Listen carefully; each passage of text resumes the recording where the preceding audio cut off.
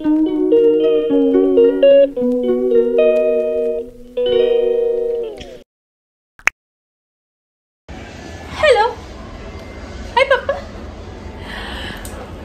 মহাশিবরাত্রি সবাইকে। আজকে বহুদিন বাদে, বহুদিন কেন বলছি, বহু মাস বাদে আবারও ব্লগিং স্টার্ট করলাম। তো welcome to my channel. I hope you guys are doing extremely well. মানে দেখতেই পাচ্ছ ব্লগিং করছিলাম না বলে মানে ভুলেই গেছি কীভাবে ব্লগ করতে হয়।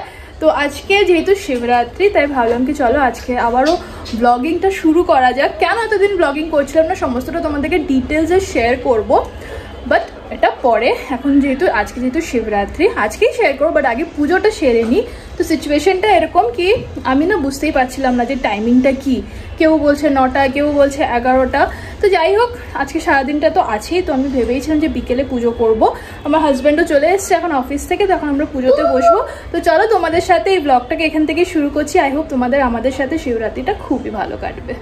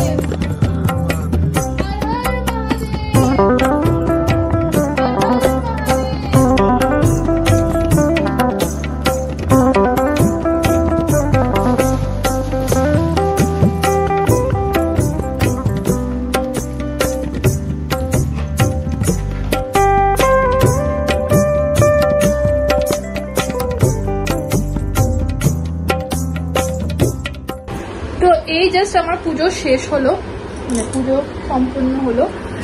এবার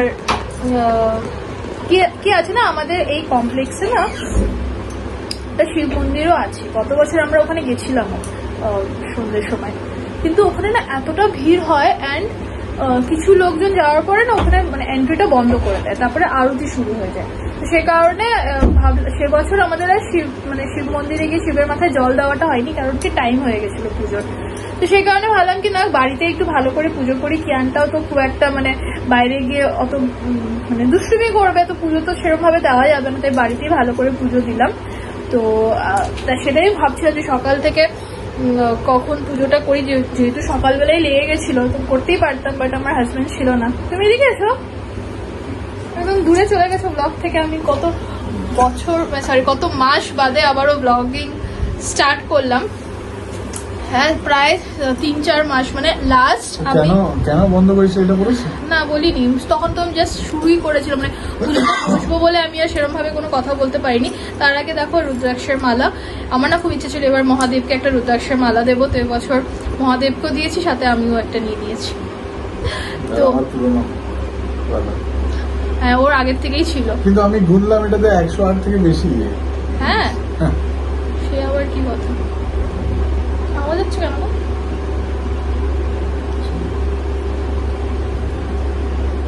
এসির বেশি। তো যেটা বলছিলাম, তো আসলে কিনা আমি একটা লাস্ট কোনো একটা ব্লগ মানে মুম্বাই থেকে যখন কলকাতায় যাচ্ছিলাম সে সময় আমি একটা ব্লগে বলেছিলাম কি এখন আপাতত আমি আমার এই পার্ট টাইম জবটাকে ছাড়ছি, নতুন জিনিস শুরু করব, তাই পুরোনো জিনিসটাকে ছাড়ছি নতুন জিনিসটাকে শুরু করার জন্য। তো প্ল্যান তো এরকমটাই ছিল কি কলকাতায় যাবো আর ওখান থেকে দোয়েল দিকে নিয়ে আসবো, আসার পরে আমি হয়তো ফুল টাইম কিছু একটা এঙ্গেজমেন্টে যাবো, মানে জব কিছু একটা ভাবছিলাম। কিন্তু তো আমি ভেবেছিলাম কি দোয়েল দিয়ে আসার পরে দু তিন মাস তো লাগতোই না ওদের একটু সেটেল হতে, কিয়ানো একটু সেটেল হয়ে যেত, দোয়েল দিয়েও একটু সেটেল হয়ে যেত। কিন্তু দোয়েল দিয়ে এখানে বেশি দিন থাকতে পারিনি। কি হয়েছিল বলো? ওই গভর্নমেন্ট থেকে বাড়ি বানানোর জন্য দেয় না, তো ওইটাই এবার দোয়েলদির বাড়ি ওখানে হচ্ছে, আর ওখানে যদি না যায় তো গভর্নমেন্ট থেকে টাকাটাও পাওয়া যাবে। তো সে কারণে মানে দোয়েলদি 1.5 মাসেই চলে যায়। তো তারপরে কিয়ানের ওপর এটা খুব না এফেক্ট করে, আমি জানি না কেন কিয়ান এত বেশি দোয়েলদির সাথে কানেক্টেড হয়ে গেছিল। আর ছোট মানুষ তো, ছোট বাচ্চাদের মানে কে কখন মনে ধরে বোঝা যায় না বলো। ও সাডেনলি, আমি তো বুঝতে পারিনি, অনেকদিন আমি বুঝতে পারিনি, দোয়েলদি যাওয়ার পরে 10-12 দিন ও খুব স্যাড থাকতো, একদম কেমনই একটা হয়ে গেছিল। তখন আমি আমার একটা ফ্রেন্ডের সাথে ডিসকাস করলাম, তারপরে বুঝতে পারলাম কি ও মানে ভাবছে, ওর মধ্যে একটা ইনসিকিউরিটি চলে এসেছিল যে সবাই আমাকে ছেড়ে ছেড়ে চলে যাচ্ছে, মানে ও নিজের বাবার জন্য। আচ্ছা আমার এখানে কি গো এরকম লম্বা লম্বা ক্যামেরার মধ্যে আসছে না কি গো? তুমি কেঁদেছিলে নাকি? ও বাবা, কেমন আমি না অনেক কথা ভাবছি কি আমার চোখে দেখলাম, আগে দেখেছি। তো যাই হোক, তো সে কারণে আর সেগুলো মানে আর ওই ফুল টাইম জব আপাতত তো কিছুই এখন আর ভাবছি না, কিয়ানটা একটু সেটেল হোক, একটু বড় হোক। অ্যান্ড এরই মধ্যে মানে সবকিছু নিয়ে না মানে একদম হচপচ লেগে গেছিলাম, মানে কিছুই কোথাও অ্যাডজাস্ট করতে পারছিলাম না। অ্যান্ড সত্যি কথা বলতে আমার মোটিভেশনও আর ছিল না সেরকম ভাবে ব্লগ করার।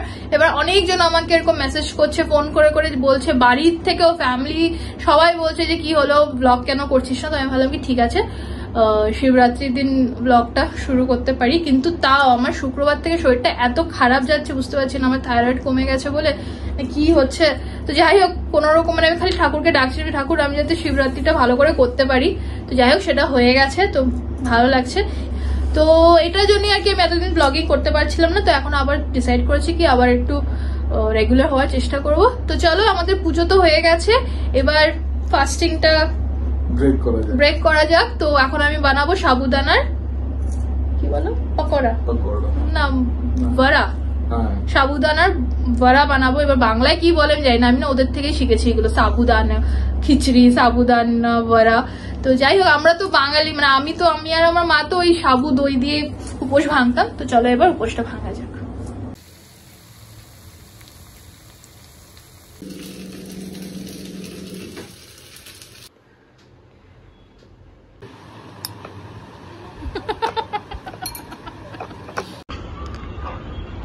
তখন পুজো শুরু করার তাড়াহুড়োতে না ভালো করে সেটআপটা দেখাইনি। তো এবার না এই সমস্ত জিনিস মানে অনেক কিছুই না আমি নতুন নিয়েছি, যেরকম এই ছোট্ট মহাদেব দেখছো, এটা আমি নতুন নিয়েছি। শিবলিঙ্গ তো আমার আগেই ছিল, দেখা যাচ্ছে না। ত্রিশূলটা নতুন নিয়েছি, নন্দী নতুন নিয়েছি, অনেক কিছুই নতুন নিয়েছি।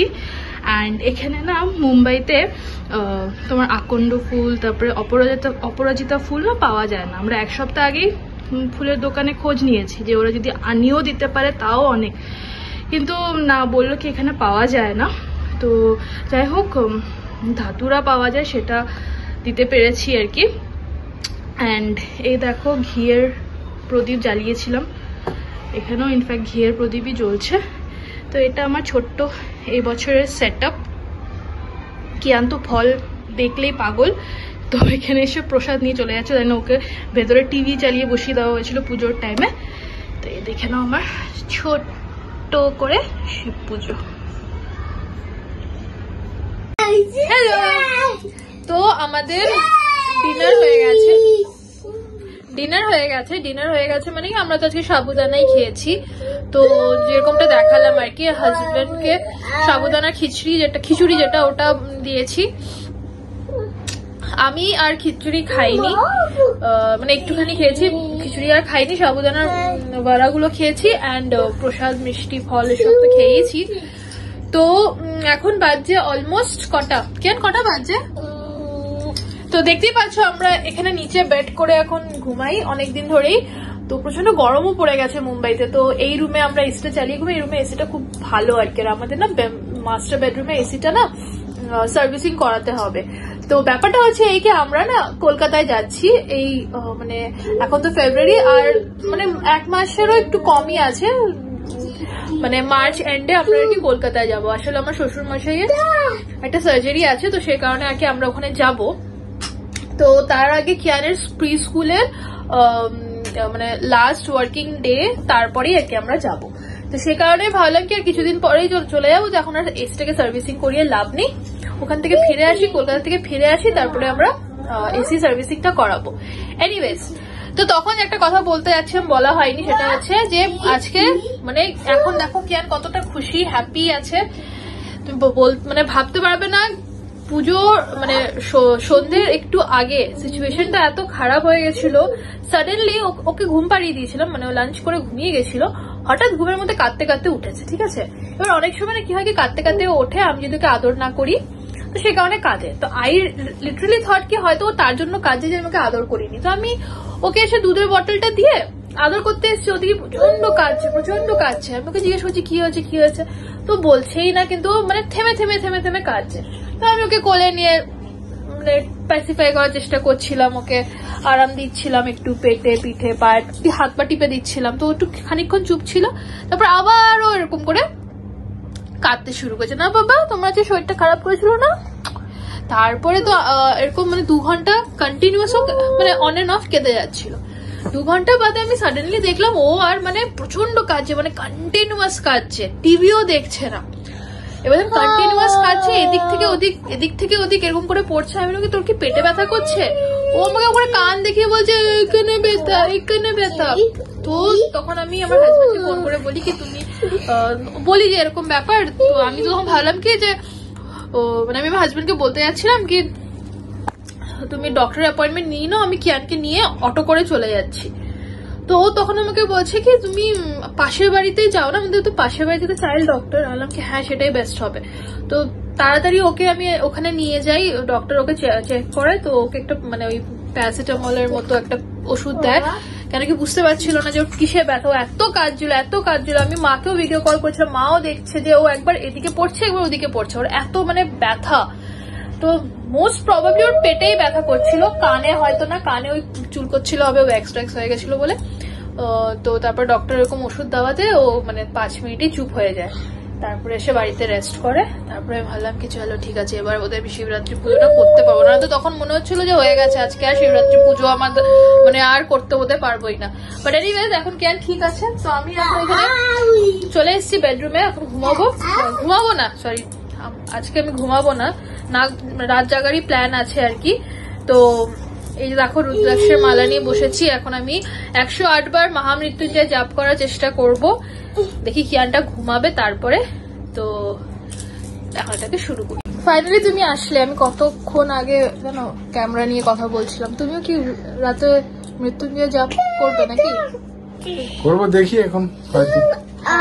তো তখন না আমি ফুটে চেক করছিলাম কি আমি কিয়ানের কথাটা বলতে বলতে মাঝখান দিয়ে ওই চোখের নিচে দাগ ওসবে চলে গেছি। তো দোয়েলদি যাওয়ার পরে কিয়ানের মধ্যে যে কি চেঞ্জেস এসেছিল ওটা বলছিলাম। তো সাডেনলি এরকম 10-12 দিন ধরে না কিয়ান খুবই স্যাড থাকতো, মানে কিছুক্ষণ পরপর না মানে হাসা তো বন্ধই হয়ে গেছিল ওর, আর কিছুক্ষণ পরপর না করে কাঁদতো। আর সব থেকে বড় কথা ওর মধ্যে যেটা সব থেকে বড় চেঞ্জ এসছে সেটা হচ্ছে ও হ্যাঁ আমাকে তো একদম 2 চোখে দেখতেই পাচ্ছি না। হ্যাঁ ওই সময় না কেমন করতো, আর ও সারাক্ষণ খালি আমার সাথে চিপকে থাকতো। তো আমি বুঝতে পারতাম না যে কি হয়েছে। একদিন ওর বাবা ওকে বকা ঠিকই লাগিয়েছিল, কিন্তু সেটা সেরকমও কোনো বকা না, মানে এমনি বোধহয় তুমি এমনি বলেছিলে, তার চেয়ে তো অনেক বেশি মানে বকা আমার থেকেও খায়। তারপরে আমি আমারটা হ্যাঁ, তো আমরা বুঝতে পারছি যে কি হয়ে গেছে। তারপরে আমি আমার ফ্রেন্ডের সাথে ডিসকাস করছিলাম, তো তখন ওটাই মানে কথা হচ্ছিল কি বাচ্চাদের মধ্যে এরকম একটু ইনসিকিউরিটি চলে আসে। আমার মাও বলছিল কি হয়তো এরকম ও ভাবছে কি ওর থেকে সবাই দূরে চলে যাচ্ছে। তো আমি একদিন ওকে বসে বোঝালাম কি বাবা দেখো আমি তোমার বাবা আমরা একটা ফ্যামিলিতে লোকেরা একসাথেই থাকে, বই নিয়ে পড়াশোনা করবে। আস্তে আস্তে ই বাবা ঠাকুরের ফুল বাবা। এক মিনিট, বাচ্চা দুষ্টু হলে যা হয় কি বলি, মানে যা করেছে ও সে যাই হোক। তো তখন ওকে আমি না বসে বুঝিয়ে বলি দেখো ফ্যামিলি লোকেরা সবাই সবসময় সাথে থাকে, কিছু কিছু লোকেরা আসবে কাজ করতে ওরা এসে চলে যাবে, কিন্তু ফ্যামিলি কখনো তোমাকে ছেড়ে যাবে না। তোমার এখানে ফ্যামিলি আছে, কলকাতাতে ফ্যামিলি আছে। তো তখন যখন এই কথাগুলো বলছি না তোমরা মানে বিশ্বাস করো লিটারালি ও এরকম করে করে শুনছে আর করে করে কাঁদছে। তারপরে আমি ওকে বললাম যে দেখো তোমার বাবা তোমাকে কত ভালোবাসে, তাড়াতাড়ি অফিস থেকে চলে আসে তোমার জন্য। ওগুলো শুনে ও কিরকম করে কাঁদছিল, মানে এত তখন আমার দুঃখ হচ্ছিল। অ্যান্ড লিটারালি আমি তখন ফিল করছিলাম কি না বাচ্চা মানে যখন বাচ্চা জন্মায় ওর না মাকে খুব দরকার জীবনের অনেকটা বছর, বলো অ্যাটলিস্ট তো মানে 4-5 বছর অব্দি না ওর মাকে খুব দরকার। এটা এই জিনিসটা না আমি খুব পার্সোনালি ফিলও করতে পারি, কারণ কি আমার মা না ওয়ার্কিং ছিল। তো ছোটবেলা না এরকম অনেকগুলো এরকম মোমেন্টস হতো যেখানে আমার মনে হতো কি অন্যের মায়েরা আছে আমার মা ওখানে নাই মানে নেই। তো এই জিনিসগুলো ফিল হতো। অ্যান্ড মানে সেটা তো আমার যখন মানে জ্ঞান চলে এসছে আমি তখনের কথা বলছি, আর জ্ঞান তো কতই ছোট, ওর তো মানে এইসব জিনিস বোঝার ক্ষমতা নেই। ওর কাছে কি, ওর কাছে ওর মা বাবাই সব। এবার আমরাই যদি অ্যাবসেন্ট থাকি তাহলে ও মানে ওর ইনসিকিউর ফিল করাটা তো খুবই নর্মাল হয়ে যাবে। তো এইসব চিন্তা ভাবনা করি আমি তারপরে ডিসাইড করলাম কি না ছেড়ে দাও, আমি এখন ফুল টাইম মাদার্স রোলই প্লে করি। পরিষ্কার করলে হ্যাঁ। তো এই আর কি। তারপরে ওরকম ভাবে কিয়ানকে বোঝানোর পরে কি কিয়ান বলো ঠিক হয়েছে। আমি তখন ওকে বলতাম কি তোমার বাবা তোমাকে খুব ভালোবাসে, তোমার জন্য তাড়াতাড়ি চলে আসে। তারপরে আস্তে আস্তে ওই জিনিসটার থেকেও কোপ আপ করতে পেরেছে। তো এটা আমি পার্সোনালিও ফিল করি যে মানে একটা মায়ের রোল স্পেসিফিক্যালি একটু মানে বাচ্চার মানে ইনিশিয়াল ইয়ার্সে একটু বেশিই থাকে। তো সে যাই হোক এনিওয়েজ, তো এটাই ছিল আপডেট। আর কোনো আপডেট ছিল আমার বুঝতে পারছি না, খুব অ্যাব্রাপ্ট ব্লগটা আজকে হচ্ছে। মানে তোমরা ব্লগটা দেখলে বুঝতেই পারবে আমি একটু যেন মনে হচ্ছে নার্ভাস। আমার নিজের ফুটেজ দেখে মনে হচ্ছে কি এরকম ভাবে কেন কথা বলছি আমি, না একটু আলাদা মানে অনেক দিনের ইয়ে চলে গেছে, ভিডিও দেখে বোঝা যাবে হ্যাবিট চলে গেছে না। তো মানে একটু নার্ভাস, একটু বেশি কথা বলে ফেলছি এরকম লাগছে, গুছিয়ে কথা বলতে পারছি না, বাংলাটা গুছিয়ে বেরোচ্ছে না। তো যাই হোক আর কি কোনো আপডেট ছিল আমার সেটা তুমি জানবে, মানে এইটুকুই তো আপডেট ছিল। মানে ব্লগ কেন করছিলাম না এটাই জানানোর ছিল, আর কিছু আপডেট দেওয়ার ছিল কি আমি সেটা বুঝতে পারছি না। আর এটা বললাম কি বাবার সার্জারি আছে তো আমরা কলকাতায় যাচ্ছি, টিকিটস আমাদের এখনো বুক হয়নি, তো সেটা আমরা তাড়াতাড়ি করবো। So that is it. আমাদের শিবরাত্রির ব্লগটা এরকমই ছিল। শিবরাত্রি আই হোপ তোমাদের সবার খুব ভালো কেটেছে। তো চলো এখানে ব্লগটাকে শেষ করছি, তোমরা খুব ভালো থেকো। ভিডিওটা পছন্দ হলে চ্যানেলটাকে সাবস্ক্রাইব করে দিও, আর ভিডিওটাকে লাইক কমেন্ট আর শেয়ার করে দিও। তো চলো আবারও দেখা হবে নেক্সট কোনো একটা ব্লগে, ততদিনের জন্য ভালো থেকো। বাই বাই বলো, বাই বাই বাই। আচ্ছা বাই বাই, চলো বাই।